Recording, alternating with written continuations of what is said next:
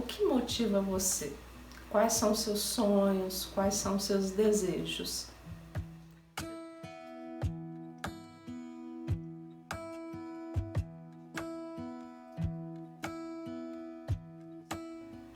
Seja muito bem-vindo ao canal Psicologia com Mônica. É um prazer ter você aqui comigo. Se ainda não se inscreveu no nosso canal, faça nesse momento. Indique o nosso canal aos seus amigos, aos seus familiares.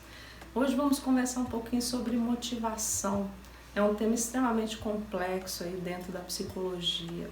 Se a gente passa pelas questões mais conceituais, quando a gente fala de motivação, nós estamos falando dos impulsos, dos objetivos, da própria energia despendida, do que está por trás de uma ação que caracteriza o comportamento humano. Diante da complexidade, a gente vai ter aí vários autores ou várias correntes da psicologia que se dedicaram mesmo a explicar o que é motivação, ou o que nos motiva, o que faz com que cada ser humano empreenda uma ação à conquista mesmo dos seus objetivos. Então assim a gente vai ter aí dentro da psicologia, eu fiz um recorte aqui breve para poder falar para vocês, de 3 correntes. Então a gente vai ter aí um autor que representa a psicologia organizacional, chamado Abraham Maslow. Para Maslow, a motivação ela deriva das nossas necessidades. E aí ele constrói de forma muito bacana para mostrar para todos nós que enquanto necessidades a gente vai tendo as que são consideradas básicas e a gente vai evoluindo à medida que a gente vive aí ao longo dessas necessidades. E aí ele cria o que fica muito conhecido como a pirâmide de Maslow.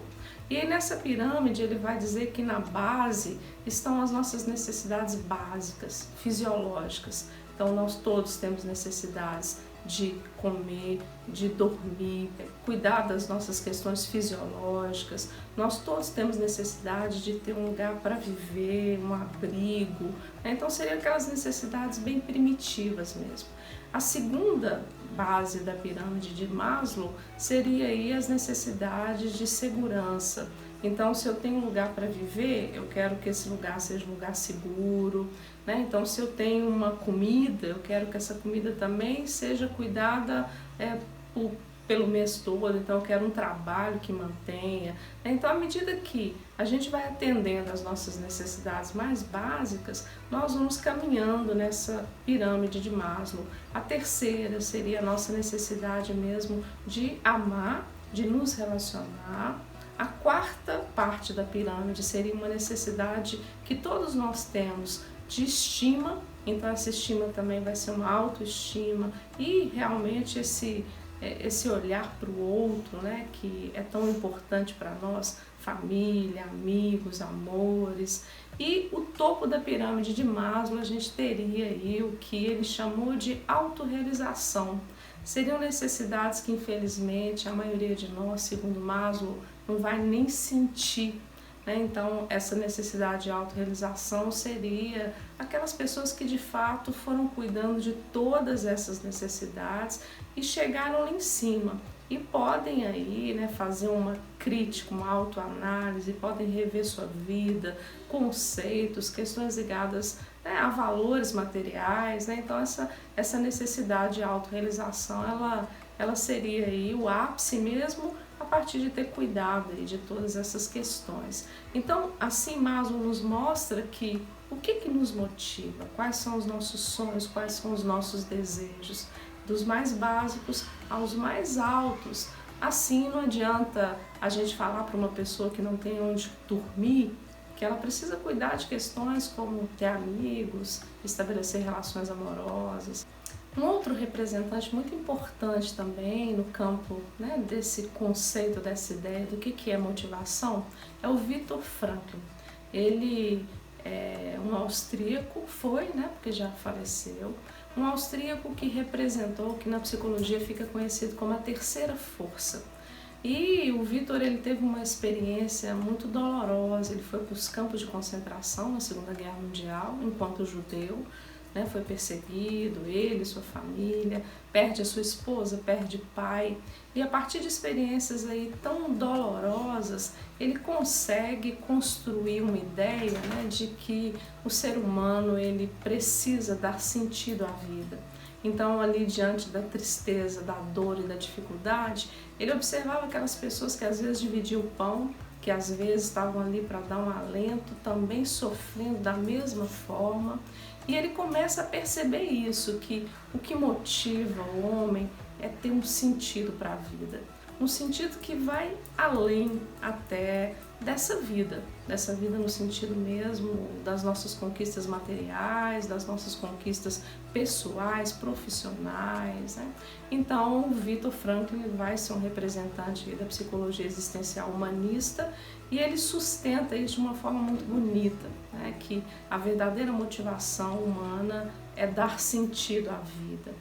E para encerrar esse bloco, a gente não poderia deixar de fora, né, Sigmund Freud, o pai da psicanálise, que faz uma revolução muito interessante. Ele não vai falar da palavra motivação, mas ao fazer aí toda uma mudança de olhar, que a psiquiatria, que a neuropatologia, né, do século XIX, finalzinho do século XVIII, tinha, né, de olhar para as doenças psíquicas e tentando estabelecer um diagnóstico, como tratar essa doença.